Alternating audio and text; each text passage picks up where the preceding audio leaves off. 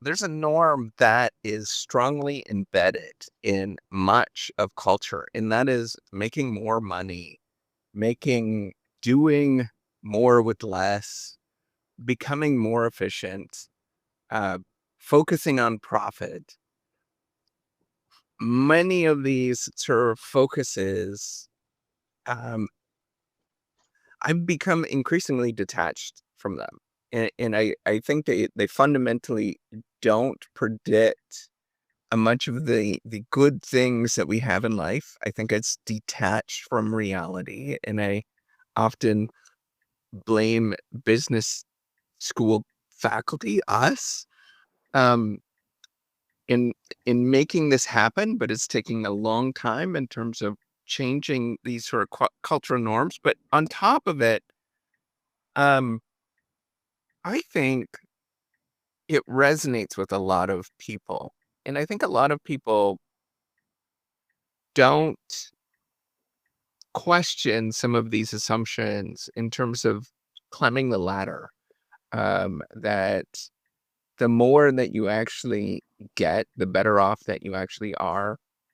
And it's a really hard question to look at, but I've become dissatisfied with it, not because I think that there's not a lot of like there's truth, there's a tremendous amount of truth to it, and I think that there is what is called sort of a concave function, right? That there is increasing, as you do this, as you put in more effort, you do get increasing or you do get rewards from it, but it decreases as you sort of climb the corporate ladder. Um, I think that in perpetuity, in terms of how much money that you actually make, you can always get a little bit more better off. That means that if you're a billionaire, you're a lot more passionate and that there's more that you can actually do in life, and perhaps life is a lot more fun than if you were a sort of normal average person that's making $50,000 a year. But I'm talking about average people, and that includes probably you and me. I don't know too many billionaires. um and I would say that I grew up in a very average, normal blue collar family. I don't think I'm there anymore, and I'm gonna be well aware. I'm very well aware of that at this moment. Um, but what I am dissatisfied with is not the message that making more money is good, right? And sort of climbing the corporate ladder is good. And it's that there isn't other layered messages onto there, that it's equally good to spend time with family.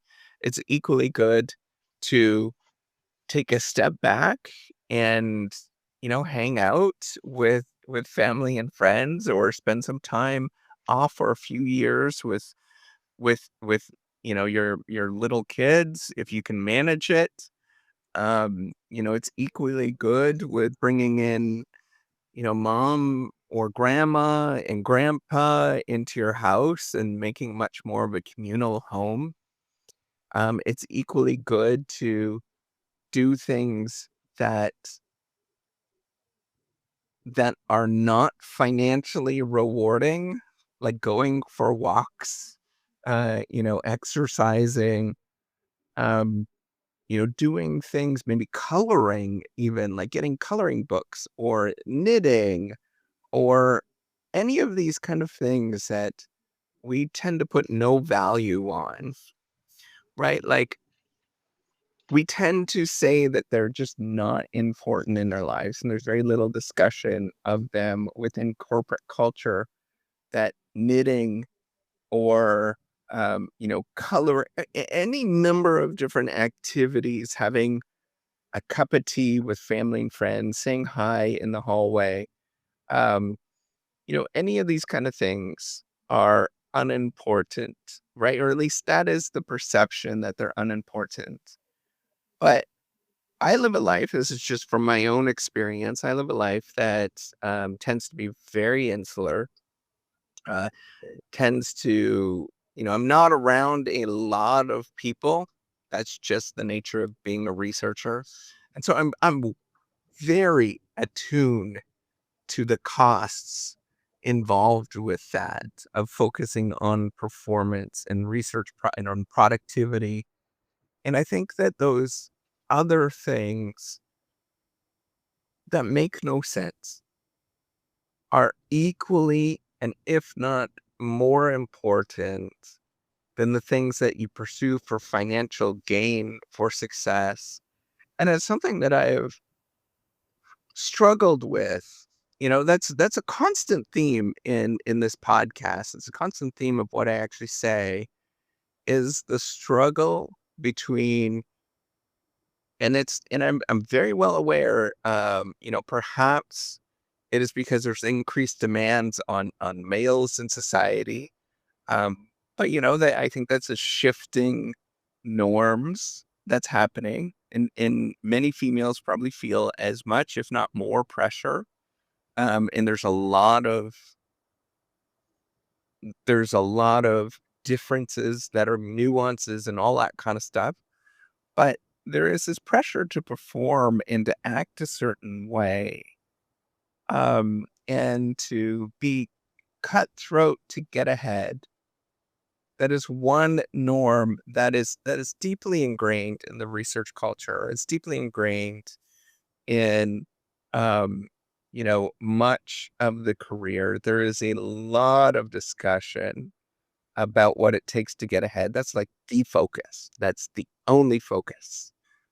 Um, but on the flip side, I'm equally aware when you follow that and you fall into that trap of the sort of metricy kind of logic that you measure things and you come down to a certain way of doing things, that it doesn't work. That when things, I study failure, I study learning from failure, and I've experienced a lot of failure in my life, and I've defined a lot of things in my life, um, and I'm very open about it. I know that metricy system of what it means to perform is a very inferior system when there is no easy way to classify the things that I actually do. And I cannot justify the things that I do on a regular basis that will lead to performance. I cannot justify in productivity and any of that kind of stuff. I cannot justify at any given moment that my actions and in any given day are productive. I just can't, because it's impossible to actually do. It's very, very difficult to actually do. And the things in my life that matter the most, barring, yes, I do need, that there is a sort of, that's a financial return. I do need to have money. I understand. I'm very painfully aware of that. Um, but I'm equally aware that the things that matter to me the most, there's often very little financial calculation to them. And those things, regardless of whether I'm far more wealthier when I was a PhD student for many years, and a student for many, many years. In fact, most of my life was more of a student than being a professor, a business school faculty member, professor. That my life was often just as happy as I am now. But what the defining things, what made me miserable and that were crushing, were things like social comparison, were things that um that made me happy and made me miserable. The things that made me happy were often things that there's no financial calculation for. Walking.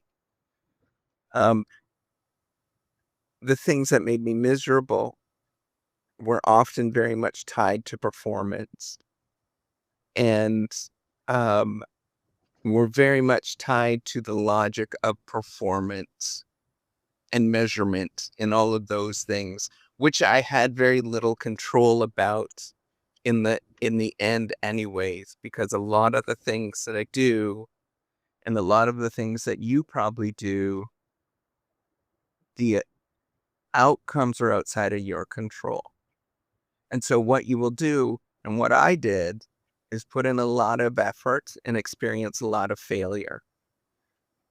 And that failure taught me to detach from metrics.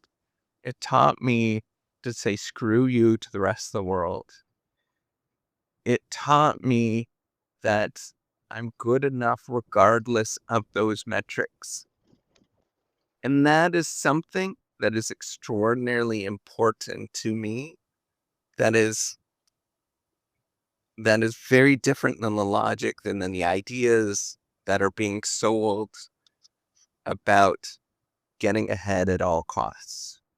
And the more that you do things will allow you to get ahead at more costs or at all costs. I just want you to think about that, because I know that there is a lot more to life than everything that you can get and buy. And I know that sounds like I'm just a rich person saying things. I know that, but I've lived the experience in a very, almost like a controlled experiment where we didn't have a lot and now we do, and our life is not that much different. It really is not. And the things that give me pleasure are things that you don't really pay for. And the things that make me miserable are often related. Miserable and worse off, fundamentally worse off, and make my performance worse in the long run are related to the logic of getting ahead and doing things what it takes to get ahead. All right, take care and have a wonderful day.